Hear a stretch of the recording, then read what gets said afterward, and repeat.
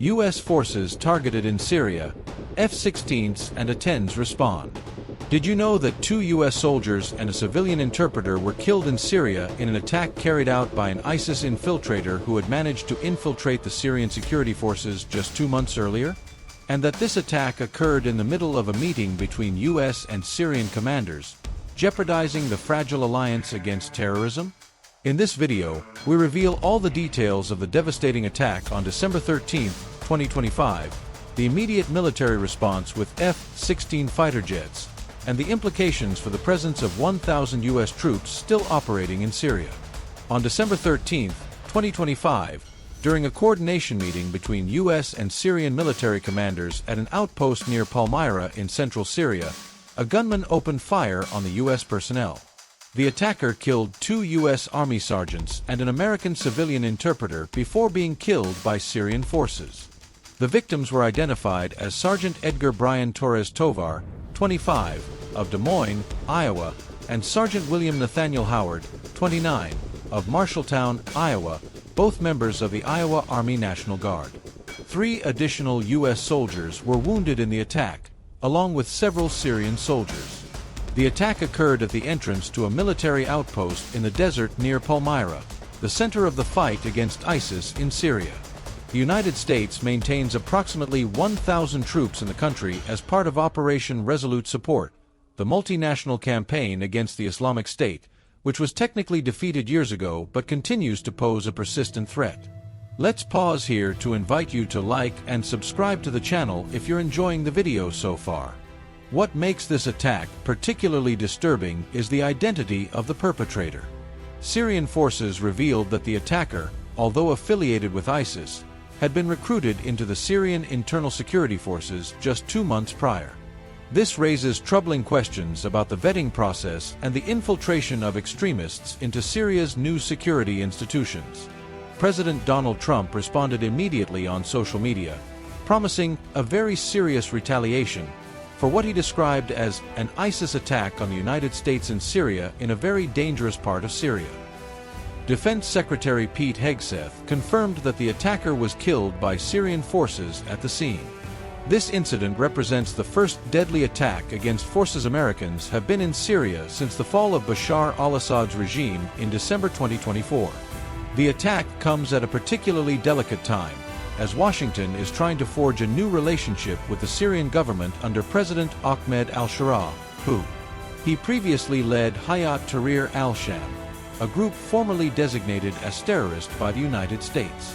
Hours after the attack, the U.S. Air Force launched an immediate response. F-16 Fighting Falcon fighter jets conducted show-of-force flights over central Syria, sending a clear message that the United States would not tolerate attacks against its personnel. Although the F-16s did not release any weapons during these initial flights, their presence served as an unequivocal warning to ISIS and other actors who might consider attacking U.S. forces. A show-of-force demand is a standard military tactic designed to deter future attacks by displaying superior air power without necessarily resorting to violence.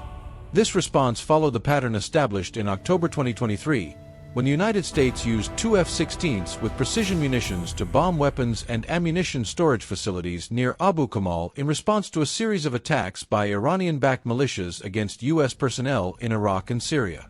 "We hit exactly what we were aiming for," a senior military official said at the time. U.S. Central Command, CENTCOM, oversees all U.S. military operations in the Middle East, including Syria. In the days following the December 13th attack, U.S. and Syrian forces conducted coordinated security operations in the area, sweeping the region for ISIS cells and possible accomplices of the attacker.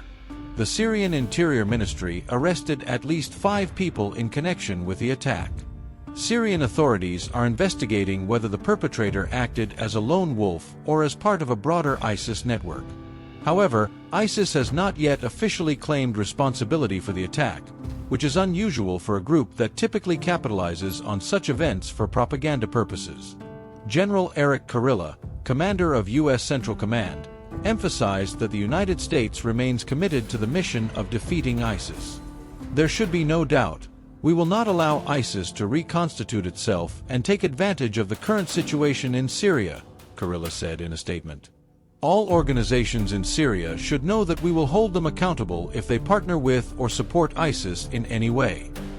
The U.S. response also included deploying additional intelligence, surveillance, and reconnaissance capabilities to the area to monitor ISIS activity and ensure the safety of remaining U.S. forces in Syria.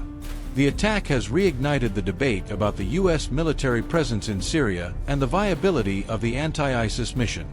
The United States maintains approximately 1,000 troops in the country, primarily in northeastern Syria, where they work alongside the Kurdish-led Syrian Democratic Forces, and at the Al-Tanf base in the southeast near the borders with Jordan and Iraq.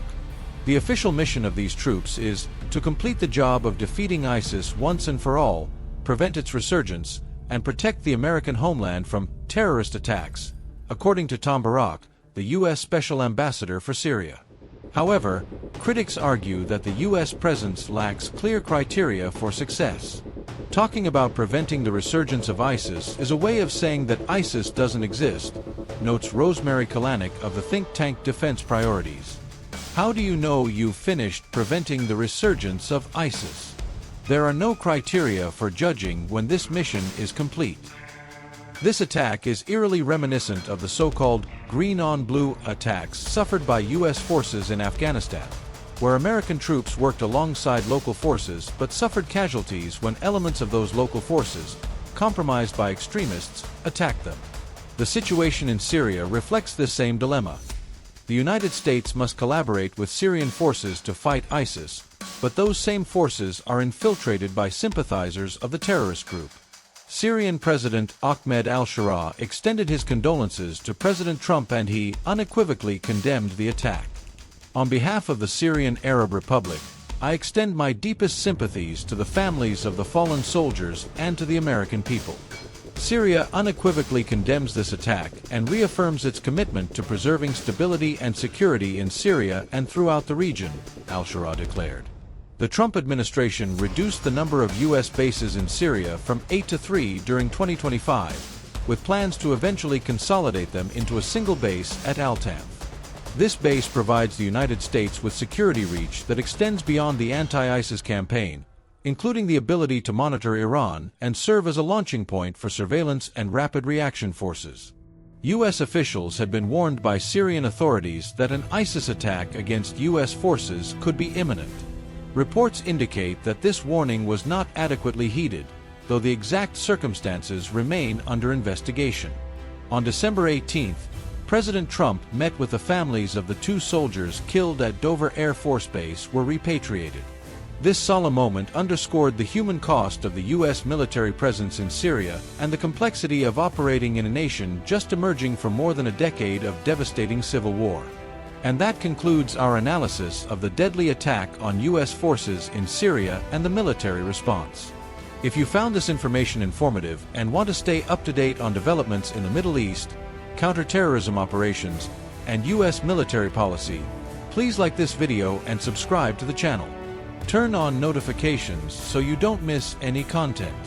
We'll see you in the next video, where we'll continue analyzing the events shaping global security.